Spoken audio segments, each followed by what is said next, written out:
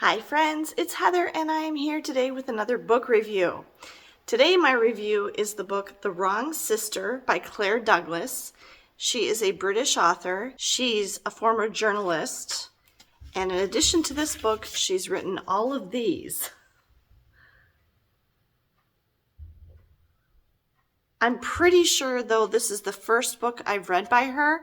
And I was going to read some of the other books on this list. I had them on my TBR, but after finishing this, I don't think I'm going to. I started out really liking this book. I liked the beginning very much. I got really into it right away.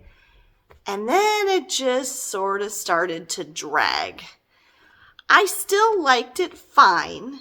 But I can't say that I liked it a lot, and I definitely didn't love it. So I'm going to give this book a 3 out of 5. This was a kind of mystery more than anything, I guess. It had elements at the beginning that made it seem like it was going to be more of a thriller, but it really wasn't. The beginning was kind of fast-paced and exciting, and then it just got really slow and took its time telling you everything. The basic premise is it focuses on two sisters, Tasha and Alice.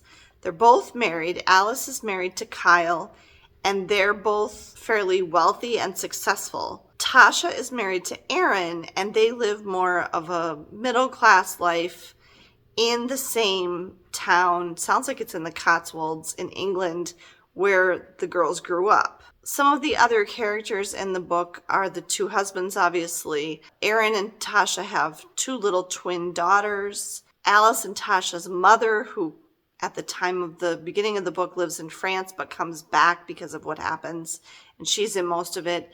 And then there's Aaron's mother, Vivian, who's another main character who helps them out a lot and like babysits their girls and stuff. And then there's a whole bunch more characters besides that. This was a book where I felt like there's too many characters introduced and there's too much happening, too many things to keep track of. And in fact, after I started reading it, and I probably had read like the first third of it, I kind of lost my reading mojo for a little bit and I was busy with other things, and I had about a week break where I never picked it up and didn't read it at all. And then I picked it up and read the whole rest of the book here, finishing just today. And I actually forgot who some of the people were. Like, they mentioned names and I was like, oh wait, who was that? So the characters didn't necessarily stick with me and there were kind of too many. But the writing was fine. The writing was decent and the story was interesting enough. But I will say that I was a little bit disappointed because I realized at the end that I basically had figured it out right at the beginning. I basically knew what the twist was, which it really wasn't a twist at all. Right away, it's just something that I suspected. And the story just took you on all these roundabout twists and turns and speculative things before it got there. And so in the end, it was kind of anticlimactic to me because I was like, yeah, I kind of knew that. It starts out that the sisters and their husbands switch places because Aaron and Tasha have not had, this is their house, have not had an opportunity since the twins were born to go away and like spend any time together. And Alice, her sister, and her husband Kyle have an apartment in Venice, and they offer it to Aaron and Tasha so they can go away to spend some time together. And so they switch places. While Aaron and Tasha are in Venice, something freaky weird happens to them while they're there. And so there's that whole side of it. And then someone attacks Kyle and Alice in Aaron and Tasha's house while they're staying there with the twins. And Kyle dies, which is not a spoiler. It's right on the back of the book. Okay, that happens right at the beginning. And Alice is injured. She has a head injury and she's in the hospital for a little while. And so the main mystery is trying to figure out who broke into their house, killed Kyle, hurt Alice.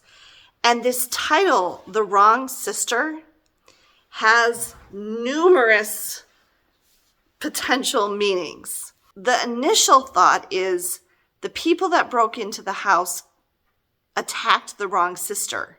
Alice and Tasha are not twins, but they're both redheads and they look a lot alike. There's the assumption that this was a case of mistaken identity and that they attacked Kyle and Alice, who were staying at the house with the twins, thinking it was Aaron and Tasha. So that's one whole road.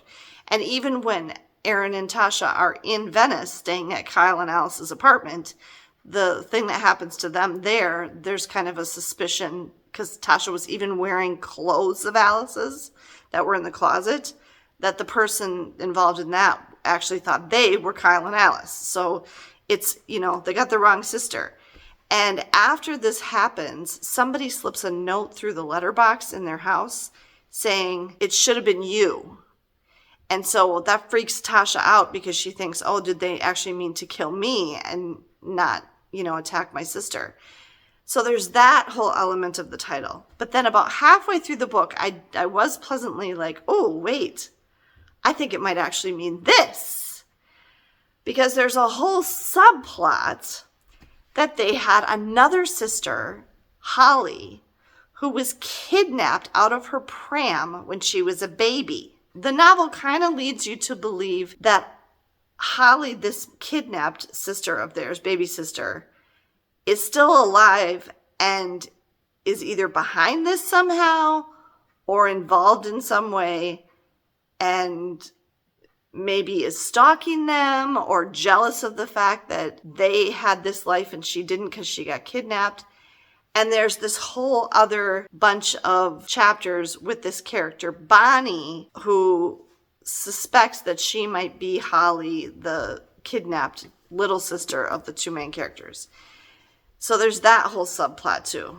And then they bring in a lot of other possibilities. There's another character whose name is Zoe, and then there's a lot of characters. And you start to wonder, like, could just about everybody that they're mentioning be the kidnapped little sister, now grown up? She'd be 30 at the time of the book.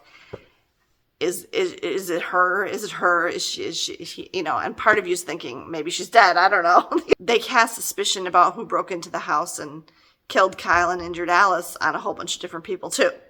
So there's all of that going on in there, and it gets actually kind of complex. The pacing is okay. I don't know that she could have tightened it up anymore. It's a reasonable amount. 51 chapters in just over 400 pages, 402 pages. So a little bit longer than something I would normally read, which is probably why it took me a little longer. But it wasn't like tedious to read or anything. I could read it just fine. But yeah, I don't really think there's anything she could have necessarily left out. But yeah, it was kind of a lot to keep track of in your mind, especially all the different characters' names and stuff. It was fine. It was a good, solid read. I didn't dislike it. I liked it just fine. I just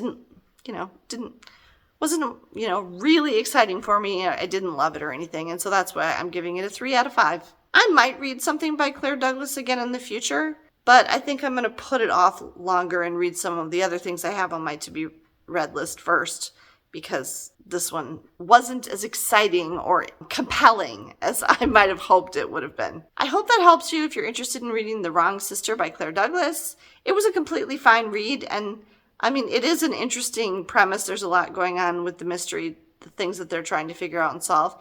And you may not basically figure it out at the very beginning like I did, and then you'll be more surprised than I was. There was one point where I was like, wait, oh, huh. So, it wasn't like a shocker or anything to me, but I was like genuinely surprised at one thing that was revealed. That's my review of The Wrong Sister by Claire Douglas. I give it 3 out of 5 stars. Thanks for taking the time to watch this book review. I hope you have a great day, and I'll see you next time.